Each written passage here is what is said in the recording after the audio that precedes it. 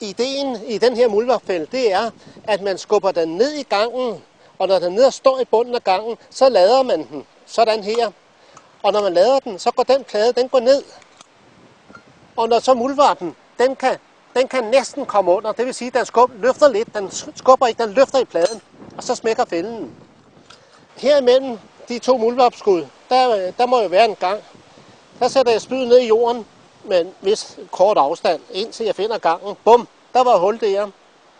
Sådan lige for en ordens skyld, så prøver jeg lige at sammenligne, så jeg fornemmer, hvor dybt fælden skal ned og stå. Sætter spydet ned i hullet igen og trækker lidt til begge sider i gangens retning.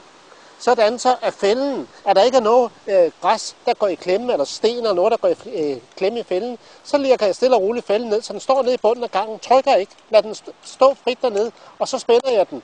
Det er den korrekte måde at sætte fælden på.